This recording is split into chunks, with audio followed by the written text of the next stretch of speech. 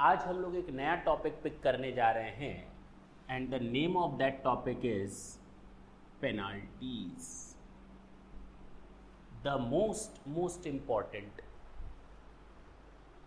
ये टॉपिक केवल स्टूडेंट्स के लिए ही इम्पॉर्टेंट नहीं है, बल्कि जो प्रैक्टिशनर्स हैं, लॉयर्स हैं,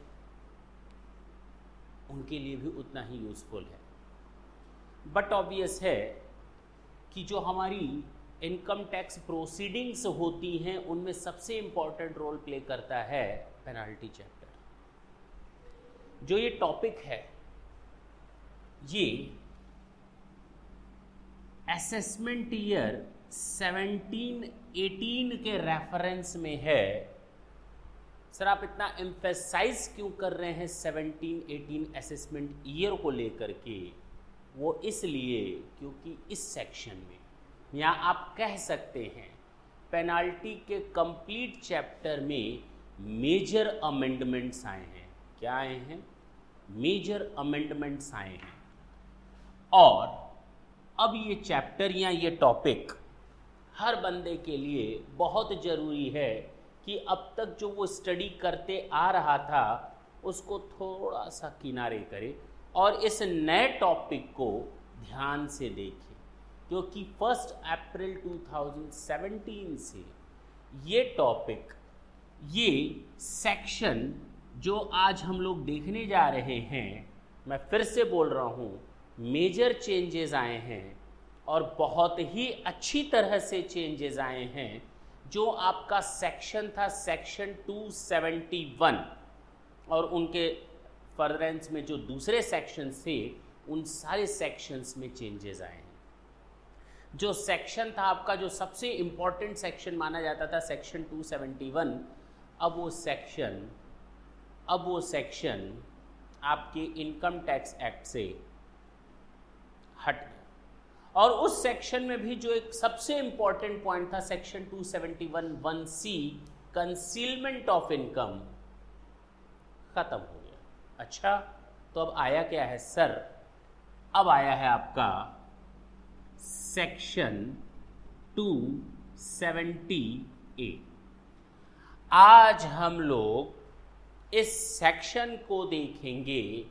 जो चीज़ आज तक हम लोग पढ़ते थे कंसीलमेंट ऑफ इनकम, जो पहले देख चुके हैं, हम उनकी बात कर रहे हैं। कंसीलमेंट ऑफ इनकम, इनकम को छुपाया जाना, and there were so many case laws where there.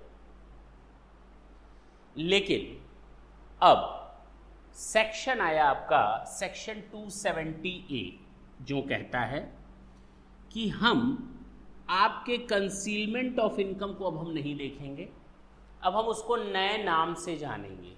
किस नाम से जानेंगे? नए नाम से जानेंगे, under reporting of income. Okay, और मिस रिपोर्टिंग ऑफ इनकम। अच्छी बात है सर, नाम बदलने से काम भी बदल गया क्या? जी, पहले जो हमारा पेनाल्टी होता था अंडर सेक्शन 271, वो पेनाल्टी हमारा 100% टू 300% तक होता था। बहुत ज़्यादा पेनाल्टी लग जाती थी, 100% to 300% of the amount of tax. Tax के अमाउंट का 100% टू 300%, इतना ज़्यादा पेनाल्टी। इस सेक्शन को थोड़ा रैशनलाइज किया गया। इस सेक्शन को थोड़ा रैशनलाइज करने का मतलब थोड़ा प्रैक्टिकल बनाया गया। अब आपके ऊपर 50% टू 200%, 300% का सिस्टम खत्म। रैशनलाइजेशन किया गया है इस सेक्शन को। सर इसका मतलब क्या है और इसका मतलब क्या है? अब हम इसकी बात नहीं करेंगे। अगर हम बात करें अंडर रिपोर्टिंग ऑफ इनकम, तो बेसिकली ये सेक्शन है ही अंडर रिपोर्टिंग ऑफ इनकम के बारे में। और आज हम जो कुछ भी बात करेंगे today, whatever we will discuss, that is all about your under reporting of income.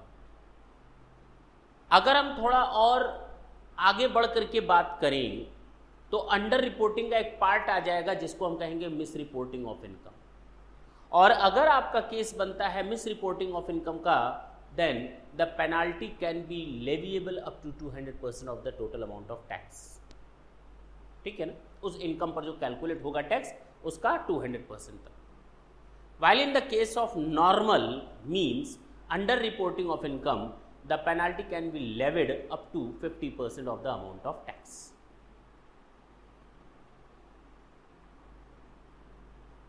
तो अब हम ये देखने की कोशिश करें सर ये अंडर रिपोर्टिंग ऑफ इनकम क्या होगा, क्योंकि मैंने अभी थोड़ी देर पहले बोला कि ये टॉपिक हम लोग नेक्स्ट लेक्चर में डिस्कस करेंगे.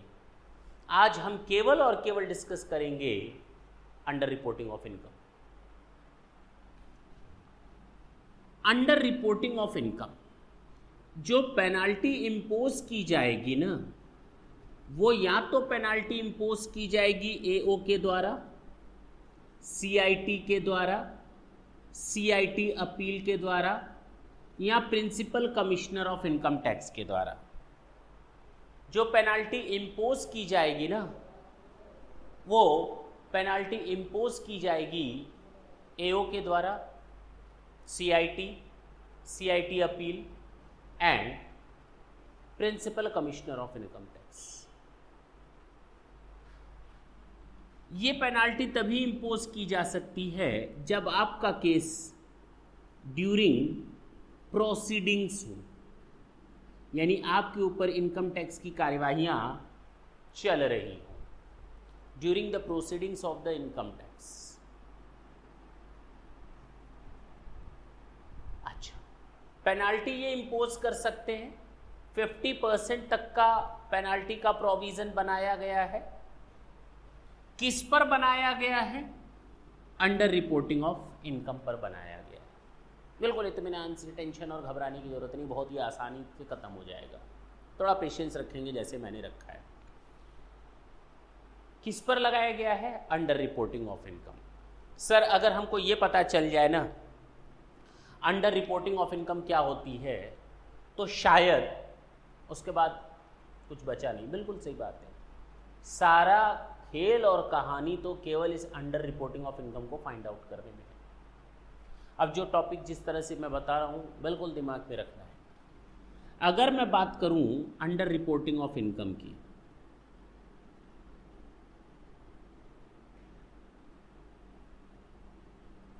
तो इसको आप 3 पार्ट में तोड़ेंगे. पहला,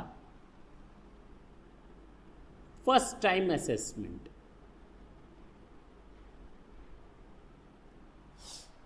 first time assessment doesn't mean at all कि पहली बार आपके ऊपर असेसमेंट हो रहा है.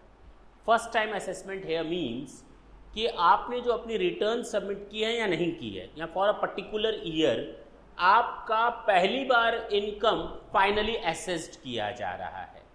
इसके पहले आपका पर्टिकुलर उस ईयर से रिलेटेड इनकम को फाइनलाइज्ड नहीं किया गया था, असेसमेंट नहीं किया गया था. This is the first time where your assessment is going to be done. Clear? Second, reassessment और रिकॉम्प्यूटेशन. अब ज़्यादा अच्छी तरह से इसका मतलब समझ में आया होगा. रीअसेसमेंट और रिकॉम्प्यूटेशन यानी मान लीजिए असेसमेंट ये 12-13 का आपका असेसमेंट हो चुका है, 12-13 का रीअसेसमेंट हो चुका है. उसी साल का दोबारा कोई इनकम मिली, यानी आपकी इनकम असेस्ड हो चुकी है, रीअसेस्ड हो रही है. आपकी इनकम रीअसेस्ड हो चुकी थी, अगेन रीअसेस्ड हो रही है. Is it clear? That was the case where the assessment was done first time for a particular year. Here the second case is for those cases where the assessment has already been done in any preceding year. Okay. Last, section 115 JB and section 115 JC cases. Sir ये आप तो mat और AMT की बात करने लगे. जी, हम बात करेंगे इन 3 केसेस में अंडर रिपोर्टिंग ऑफ इनकम की. हम इन 3 केसेस में अंडर रिपोर्टिंग ऑफ इनकम की बात करेंगे. पहला केस जब आपकी इनकम फर्स्ट टाइम असेस्ड हो रही हो. दूसरा केस जब आपकी इनकम पहले ही उस साल से रिलेटेड इनकम पहले ही असेस्ड और रीअसेस्ड हो चुकी हो. और तीसरा केस स्पेसिफिक केस जहां पर सेक्शन 115 जेबी और जेसी का केस आता हो। Is it clear sir? आगे चलिए।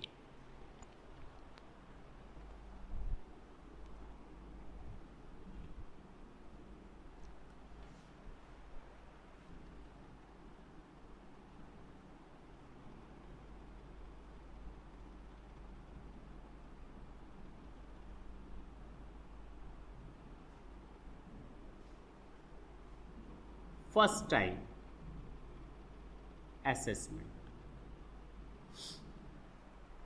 अब प्रॉब्लम ये आती है, अगर आपका पहली बार असेसमेंट हो रहा है तो फिर से दो चीजें सामने आएंगी, बट ऑब्वियस या तो आपने रिटर्न ऑफ इनकम फाइल की है या तो रिटर्न ऑफ इनकम फाइल नहीं की। If ROI is filed, if ROI is not filed। अगर ROI फाइल्ड है और यहाँ ROI फाइल्ड नहीं है तो क्या करें? अगर ROI फाइल्ड है और आपका असेसमेंट पहली बार हो रहा है उसके बेसिस पर, ROI फाइल्ड नहीं है और आपके ऊपर असेसमेंट फाइनल हो रहा है, तो सर ये तो बहुत आसान है। इफ ROI इज फाइल्ड, अब मैं बोलूंगा इनकम असेस्ड। इनकम असेस्ड उसकी बात हो रही है। अब ROI अगर मेरी फाइल्ड है, मान लेते हैं मैंने ROI फाइल की थी 3 लाख और जो मेरी इनकम असेस्ड हो रही है that is 5 lakh. Income assessed and ROI। अब आप बताएं मेरी अंडर रिपोर्टिंग ऑफ इनकम कितनी है? 2 लाख। मेरी अंडर रिपोर्टिंग ऑफ इनकम कितनी है? 2 लाख। तो income assessed minus income as per ROI, this is our under reporting of income. और अगर ROI फाइल्ड नहीं है, अगर ROI फाइल्ड नहीं है,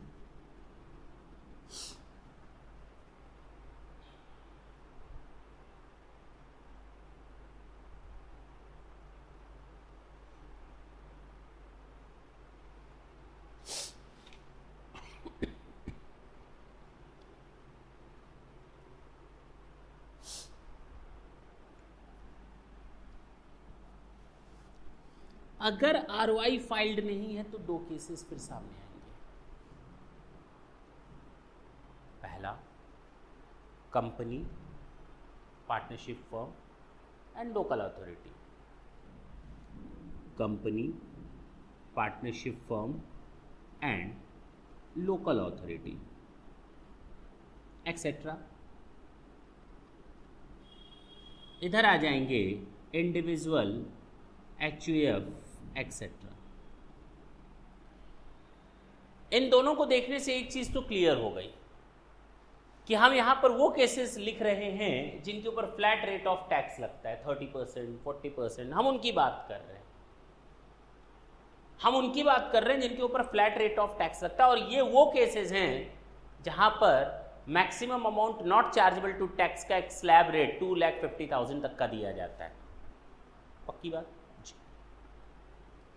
अगर ROI फाइल्ड नहीं की गई है तो जितनी भी इनकम असेस्ड है ये ROI तो फाइल की ही नहीं गई, तो अंडर रिपोर्टिंग ऑफ इनकम कितनी होगी? Income assessed. बात खत्म। और अगर ROI फाइल नहीं की गई है इन केसेस में, तो 5 लाख में से 2.5 लाख की छूट तो इनको मिलती ही मिलती है। Maximum amount not chargeable to tax का तो बेनिफिट इनको मिलता ही मिलता है। तो अब मैं क्या लिखूं? मैं यहां लिखूंगा इनकम असेस्ड, हाँ आगे बोले ना, minus maximum amount not chargeable to tax.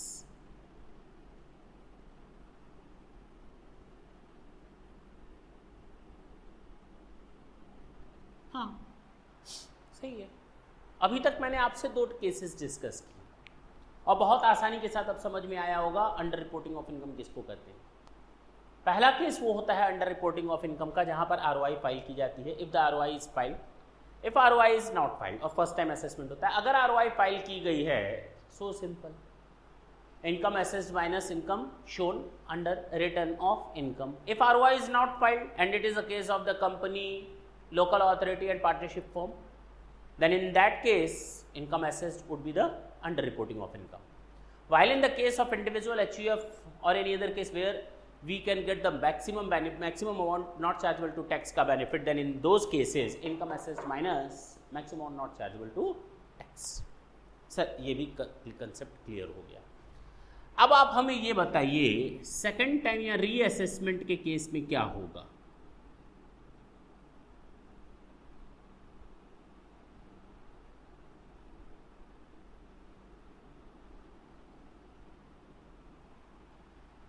ये नोट हो गया हो तो मैं हटाऊं।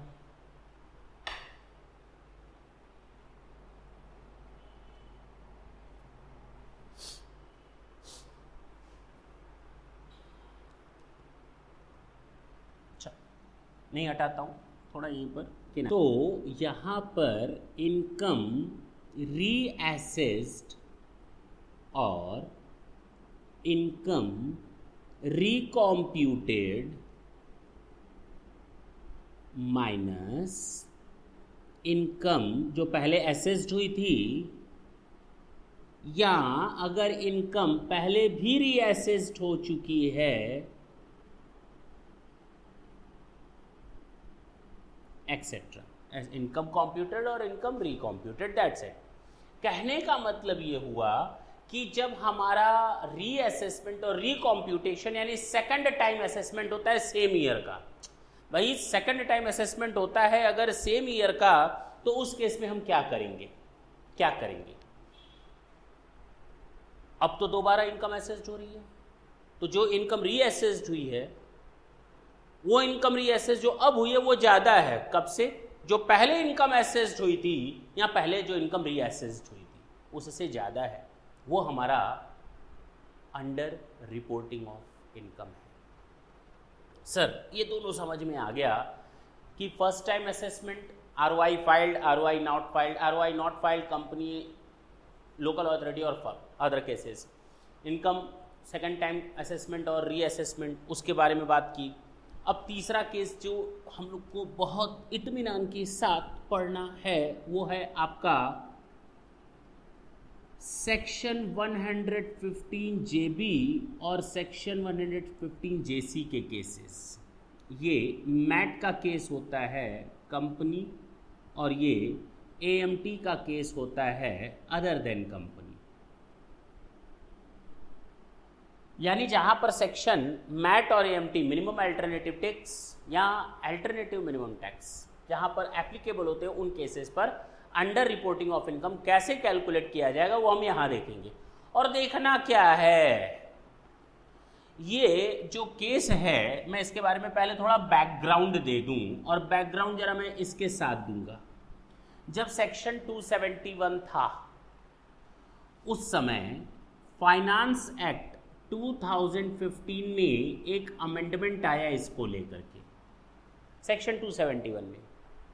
सोचिए अभी फाइनेंस एक्ट 2015 में, लास्ट ईयर, इस समय फाइनेंस एक्ट 2016 चल रहा है, 2015 की बात मैं कर रहा हूं। उस समय एक अमेंडमेंट आया था सेक्शन 271 में, सेक्शन 115 JB और JC के केसेस को लेकर के पूरी तरह से इस सेक्शन को इंसर्ट किया गया था। इस पूरे के पूरे प्रोविजन को पहली बार इंसर्ट किया गया था सेक्शन 271 में। अच्छा, अब जब फाइनेंस एक्ट 2016 आया तो केस तो रहना ही रहना था, लेकिन फिर इसमें एक अमेंडमेंट किया गया, यानी कि यहां पर जो ये वाला केस था और यहां पर जो ये वाला केस है, इसमें एक वर्ड का अंतर है। यहां पर जब हम बात करते थे तो tax on total income assessed word use किया जाता था, और यहां पर टैक्स वर्ड हटा दिया गया, इनकम असेस्ड वर्ड यूज किया जाता है। यहां जो टैक्स वर्ड था वो यहाँ है, यहाँ टैक्स वर्ड हटा दिया गया, यानी कि यहाँ पर जो कैलकुलेटेड फिगर आएगी that is your under reporting of income. हम किसकी बात कर रहे हैं, टैक्स की बात नहीं कर रहे हैं। जितना अमाउंट आएगा that is your under reporting of income, और उसका 50% आपके ऊपर टैक्स लग जाएगा, पेनल्टी लग जाएगी। इनकम पर जितना टैक्स आएगा उसका 50% आपके ऊपर पेनाल्टी लग जाएगी। जो इनकम आएगी यहाँ पर कैलकुलेटेड वो अंडर रिपोर्टिंग ऑफ इनकम होगी, और हम कैलकुलेट क्या कर रहे हैं, under reporting of income. Tax की तो बात अभी नहीं हो रही, तो वहाँ पर टैक्स टैक्स टैक्स होता था, फिर उसका पेनाल्टी लगाया जाता था। लेकिन फिलहाल अब थोड़ा अच्छा किया गया और सही किया गया। If we are just going to calculate the amount of income which has been underreported, then we will try to calculate the amount of income and not the tax thereon here. Okay? तो यहाँ पर जो word use था tax tax, उसको इसमें से हटा दिया गया। और था क्या, बेसिकली टैक्स चोरी हो रही थी। 115 100 जेबी 115 जेबी और सेक्शन 100 जैसी के प्रोविजंस के होने के बावजूद यहाँ पर टैक्स चोरी हो जा रही थी, कंसीलमेंट ऑफ इनकम हो जा रही थी, और सामने वाला टैक्स पेनाल्टी दे भी नहीं रहा था, और सामने वाला पेनाल्टी दे ही नहीं रहा था क्योंकि प्रोविजन थे ही नहीं। सर ऐसे कैसे टैक्स चोरी हो जाएगी? तभी तो ये अमेंडमेंट आया फाइनेंस एक्ट 2015 में। एक केस में बताता हूं, शायद समझ में आ जाए। जब हम नॉर्मल प्रोविजंस के हिसाब से इनकम का कैलकुलेशन कर रहे थे, तो एक बंदे की इनकम आ रही थी 30 लाख रुपए, 30 lakhs। और जब हम 115 जेबी के हिसाब से इनकम का कैलकुलेशन करने लगे तो इनकम, तो इस पर इनकम आई एक 50 लाख। कितनी income I? 50 lakh. 30 lakh 50 lakh. But obvious है कि जो टैक्स का पेमेंट करना पड़ेगा किसके हिसाब से करना पड़ेगा? सर 115 जेबी के हिसाब से। बिल्कुल सही बोला आपने, क्योंकि अब 30 लाख की कोई तवज्जो नहीं रही। मिनिमम अल्टरनेटिव टैक्स में आपको तो 115 जेबी के हिसाब से जो कैलकुलेटेड इनकम होगी, 115 जेबी के हिसाब से जो कैलकुलेटेड इनकम होगी, if that income is greater than the normal provisions of the act, then in that case we are needed to pay the amount of tax according to the section 115 JB. ये हम लोग अच्छी तरह जानते हैं, अब इसमें हमको कुछ बताने की जरूरत नहीं। बाद में क्या पता चला कि इसने 10 लाख की इनकम अंडर रिपोर्टिंग की थी, यानी इसकी एक्चुअल इनकम नॉर्मल प्रोविजन के हिसाब से 40 लाख आनी चाहिए।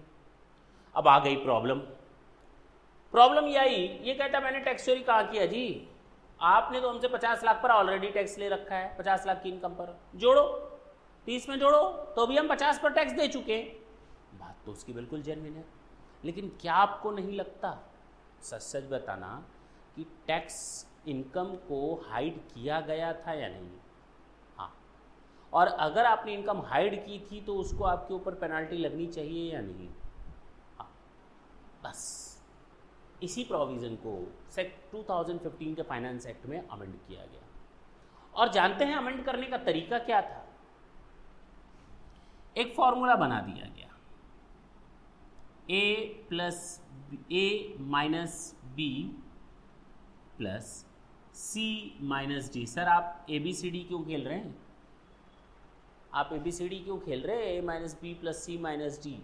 This is not a game, this is the formula which is specially prescribed by the act itself. a का मतलब कुछ और है, b का मतलब कुछ और है, c का मतलब कुछ और d का मतलब कुछ और।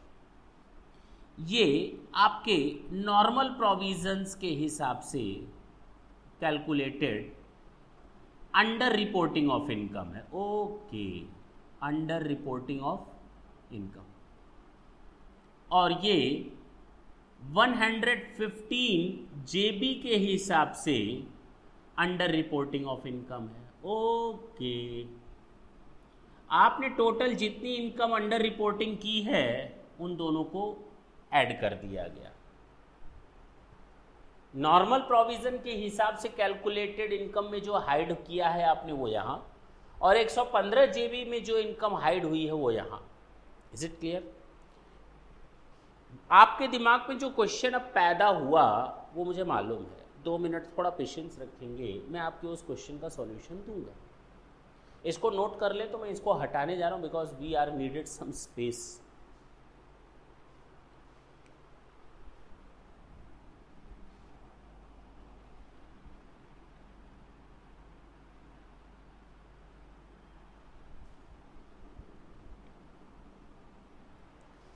ए का मतलब बताया गया income assessed as per the normal provisions. अच्छा जी,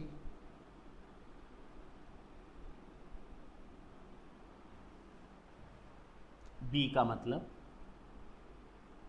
income assessed as per normal provisions. अरे सर, दोनों में आपने एक ही चीज लिखी है, अंतर क्या है? अंतर देख ले, minus under reporting of income.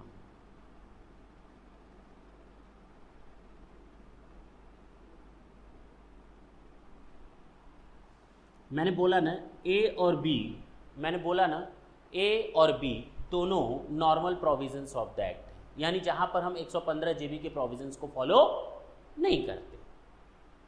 अच्छा सर, सी का मतलब क्या है? Income assessed as per section 115 JB. Okay. D का मतलब क्या है? Income assessed as per section 115 JB. Sir, आपने दोनों जगह एक ही चीज लिखी है, फर्क क्या है? फर्क है, फर्क यहां पर है, minus under reporting of income.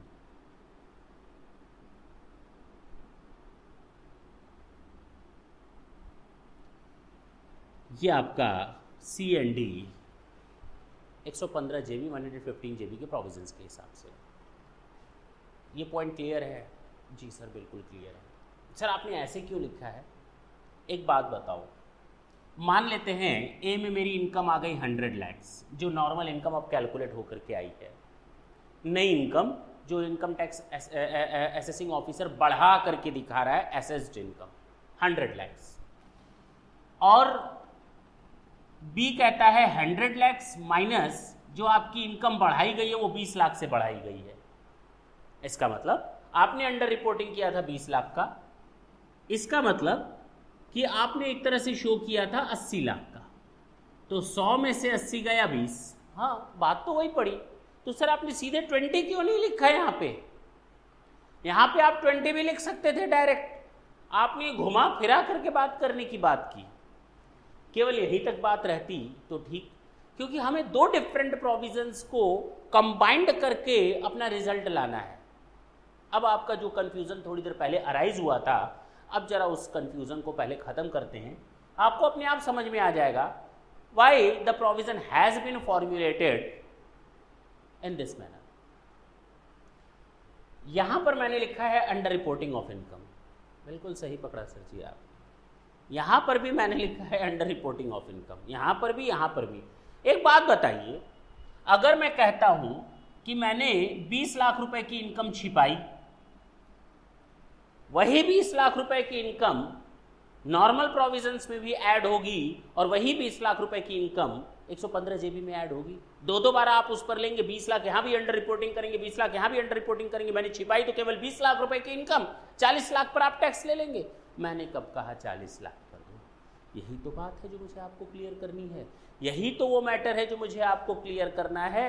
ऐसा नहीं है, अगर मैंने कोई इनकम अंडर रिपोर्टिंग की, इसमें शामिल कर ली है, और वही इनकम इसका भी हिस्सा बनती है या बनने जा रही है, तो यहां पर शामिल ना करो।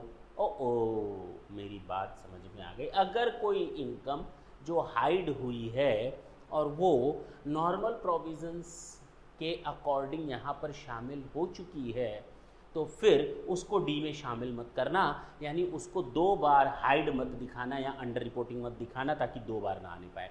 यानी ये अंडर रिपोर्टिंग ऑफ इनकम और ये अंडर रिपोर्टिंग ऑफ इनकम, दोनों में फर्क है। यहाँ पर जो अंडर रिपोर्टिंग ऑफ इनकम हो चुकी है वो दोबारा यहाँ पर अंडर रिपोर्टिंग ऑफ इनकम में शामिल नहीं होगी। अब समझ में आया सर जी? और इसी कारण से इस तरह से ये फॉर्मुलेशन किया गया कि आप 2 जगह इनकम हाइड कर सकते हैं या आप छुपा सकते हैं।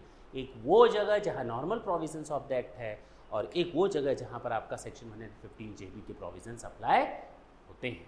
तो इसीलिए नॉर्मल प्रोविजंस का अंडर रिपोर्टिंग ऑफ इनकम और 115 जेबी का under reporting of income. Same यही प्रोविजन सेक्शन 115 जेसी के साथ भी लगेंगे, सेम सेम सेम, कोई फर्क नहीं है। Is it clear? हमने जो कुछ भी देखा अंडर रिपोर्टिंग ऑफ इनकम के केसेस में, हमने टोटल पार्ट को या टोटल सेक्शन को अभी तक 3 पार्ट में बांटा। First time assessment where ROI is filed और where ROI is not filed. अगर आरओआई को फाइल किया गया था तो income assessed is greater than the amount which was shown in ROI. Second, if ROI was not filed, then in that case there were two situations. If there is a flat rate case, यानी कि company, LLP, partnership firm और local authority, अगर ये cases हैं तो income assessed ROI file की नहीं गई है तो 100% of the income assessed will be the under reporting of income. अगर ये इंडिविजुअल HUF या कोई ऐसा केस है जहाँ पर maximum amount not chargeable to tax का फायदा मिलता है तो income assessed minus maximum amount not chargeable to tax. अगर रीअसेसमेंट या रिकॉम्प्यूटेशन का हिसाब किताब है तो उस केस में, यानी कि सेकंड टाइम असेसमेंट हो रहा है, तो उस केस में हम ये देखेंगे इनकम रीअसेस्ड जो अब हो रही है या इनकम रिकॉम्प्यूटेड जो अब की गई है माइनस वो ज़्यादा है किससे, उस इनकम असेस्ड या उस इनकम रीअसेस्ड या उस इनकम कॉम्प्यूटेड या उस इनकम रिकॉम्प्यूटेड से जो पहले किसी प्रीसीडिंग ईयर में उसी साल के लिए की गई थी।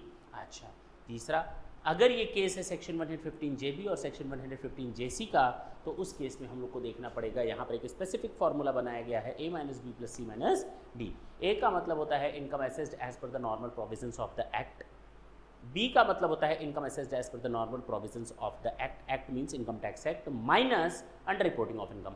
सी का मतलब होता है income assessed as per the section 115 JB, D बताया गया income assessed as per section 115 JB minus under reporting of income.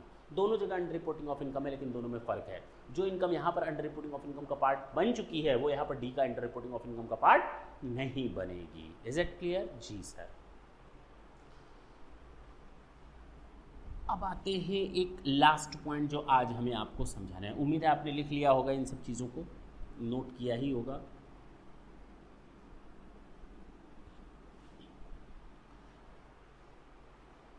हम आते हैं एक और पॉइंट के बारे में डिस्कस करते हैं जिसको हम नाम देंगे इंटेंजिबल एडिशंस।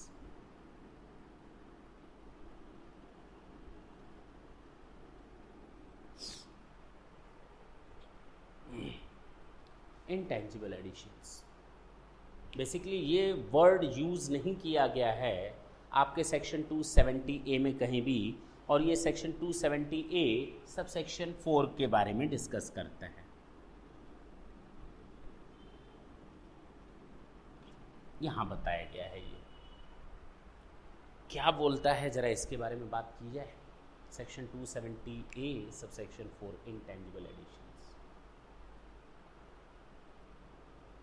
होता क्या है, कभी कभी असेसिंग ऑफिसर या इनकम टैक्स कमिश्नर या कमिश्नर अपील हमारी इनकम को, जैसे मान लो मैंने प्रीवियस ईयर 12-13 का कोई रिटर्न दाखिल किया, मैंने वहाँ 30 करोड़ की सेल दिखाई और उस 30 करोड़ की सेल पर मैंने जीपी दिखाया था 5%, यानी 1.5 करोड़ दिखा दिया। अब असेसिंग ऑफिसर को लगता है नहीं, गलत है, 5% GP ratio is not okay. उसने क्या बोला, 5% जीपी इज नॉट ओके, ये तो 20% होना चाहिए। ओके, अगर 20% उसने जीपी लिख दिया, यानी ग्रॉस प्रॉफिट, यानी मेरा प्रॉफिट अब कितने से बढ़ गया, 4.5 करोड़ से, 1.5 करोड़ से आपका प्रॉफिट बढ़ करके 6 करोड़ हो गया, यानी कि नेट प्रॉफिट अब आपका 4.5 करोड़ से बढ़ जाएगा। इसको हम कहते हैं इंटेंजिबल एडिशंस। क्या एसएससी ने कोई इनकम चोरी की थी या अंडर रिपोर्टिंग की थी? आपका जवाब आएगा नहीं सर, उसने तो अपना जीपी इतना दिखाया था। असेसिंग ऑफिसर को लगता है किन्हीं रीजन से, या सीआईटी अपील को लगता है किन्हीं रीजंस की वजह से कि ये जीपी रेशियो नॉर्मल ट्रेंड के या बिजनेस के नेचर के हिसाब से कम है, और उन्होंने इसको ऐड कर दिया और 20% तक कर दिया। और जब 5% को आप 20% तक ले जाएंगे तो बट ऑब्वियस है आपका प्रॉफिट बढ़ जाएगा। But this increment in GP is not a tantamount of under reporting of income. ये अंडर रिपोर्टिंग ऑफ इनकम नहीं मानी जाएगी। और जब अंडर रिपोर्टिंग ऑफ इनकम नहीं मानी जाएगी तो पेनाल्टी भी नहीं लगेगी। जब अंडर रिपोर्टिंग या कंसीलमेंट ऑफ इनकम नहीं मानी जाएगी तो पेनाल्टी भी नहीं लगेगी, आपको प्लेन इस पर टैक्स दे देना है, दैट्स इट। अच्छा सर, तो फिर इसका इससे क्या लेना देना? अब आते हैं, मान लेते हैं ईयर 2015-16 प्रीवियस ईयर में आपके पास से एक इन्वेस्टमेंट पाया जाता है जिसकी कीमत है 2 करोड़, और आपसे कहा जाता है बताओ कहां से आया ये 2 करोड़ का इन्वेस्टमेंट, कहां से आया ये 2 करोड़ का डिपॉजिट, बताओ कहां से आई ये 2 करोड़ की रिसीट, बताओ कहां से आया ये 2 करोड़ का इन्वेस्टमेंट। अगर आपके यहाँ से कोई डिपॉजिट, रिसीट या इन्वेस्टमेंट पाया जाता है उसके बाद भी किसी ईयर में, और आप हवाला देते हो, क्या देते हो? हवाला देते हो कि ये जो इनटेंजिबल एडिशन है इसी से आया है, ये जो इनटेंजिबल एडिशंस हैं हमने इसी इनटेंजिबल एडिशन से ये इन्वेस्टमेंट किया है, हमने इसी इनटेंजिबल एडिशन से ये इन्वेस्टमेंट किया है। इसका मतलब ये हुआ कि जो आपका जीपी रेशियो बढ़ाया गया था गलत नहीं बढ़ाया गया था, और जो आप दुहाई दे रहे थे कि मैंने इनकम हाइड नहीं की, अब तो आपका केस बनता है कि आपने इनकम हाइड की और आज आप एक्सेप्ट करते हो कि वो जो जीपी रेशियो बढ़ाया गया था वो जेन्युइनली था, तो और उसमें 2 करोड़ की मैंने इनकम हाइड की, आज आप खुद एक्सेप्ट कर, तो फिर आप दुहाई किस चीज़ की दे रहे हो? उसी इनटेंजिबल एडिशन से दे रहे हो। तो कहा गया टैक्स तो आपने दे दिया, पेनाल्टी दे दी, अब तो वो कंसीलमेंट ऑफ इनकम हो गया, अब तो वो अंडर रिपोर्टिंग ऑफ इनकम हो गया, और बिल्कुल जाएंगे कैसे, अब तो वो अंडर रिपोर्टिंग ऑफ इनकम है। तो अगर आपके पास से कोई इन्वेस्टमेंट डिपॉजिट या रिसीट पाई जाती है और आप उस इन्वेस्टमेंट डिपॉजिट और रिसीट्स को हुआ मानते हैं उस इनटेंजिबल एडिशंस के थ्रू जो प्रीवियस किसी ईयर में आपका बढ़ाया गया था, तो कहा गया this is the case of intangible, this is the case of under reporting of income. ये आपका अंडर रिपोर्टिंग ऑफ इनकम था जिस पर आपने टैक्स दे दिया था, लेकिन अब आपका उसमें पेनाल्टी केवल नहीं लगा था, आज वो समय आ गया जब आप खुद कबूल करते हो कि जो हुआ है तो पेनाल्टी तो बनता है, पेनाल्टी तो कैसे बनेगा सर, इसमें क्या प्रॉब्लम है? पेनाल्टी किसी के लगा 2 करोड़ ना। अब आते हैं इसमें सीखते हैं कि पेनाल्टी कैसे लगेगा और हम किस सीरियल मान लेते हैं प्रीवियस ईयर 12-13 में 2 करोड़ का इंटेंजिबल एडिशन हुआ, 13-14 में 3 करोड़ का इंटेंजिबल एडिशन हुआ, 14-15 में 1 करोड़ का इंटेंजिबल एडिशन हुआ, एंड 15-16 में 5 करोड़ का इंटेंजिबल एडिशन हुआ। आपके यहाँ से प्रीवियस ईयर 16-17 में 7 करोड़ रुपए का इन्वेस्टमेंट पाया जाता है, डिपॉजिट पाई जाती है या रिसीट पाई जाती है, और आप हवाला देते हो यही से हुआ, तो कहां से माने? ऊपर से 7 करोड़ में, ये 7 करोड़ 2, 3, 5, 1, 6 और 1 7 ना, कहा गया यहाँ से 5, 6 और 1 करोड़ यहाँ से मान दिया जाएगा। अभी भी आपका 2 करोड़ और 2 करोड़ केवल टैक्स लगा है, ये अभी आपके अंदर रिपोर्टिंग ऑफ इनकम है, पेनाल्टी नहीं लगेगी इसमें, आपकी पेनाल्टी केवल 3 करोड़ 5 और 1 7, इसलिए ये तरीका इसमें कोई दिक्कत नहीं। अंडर रिपोर्टिंग ऑफ इनकम, यहाँ तो आपकी इनकम बढ़ है, यहाँ तो आपका लॉस कम हो जाए, इन दोनों केसेस में इसको हम अंडर रिपोर्टिंग, यहाँ तो आपकी इनकम जितना आपने बताया था या नहीं बताया था बढ़ जाए, या तो आपका लॉस पहले से कम हो जाए, दोनों केसेस में ये अंडर रिपोर्टिंग ऑफ इनकम का केस है।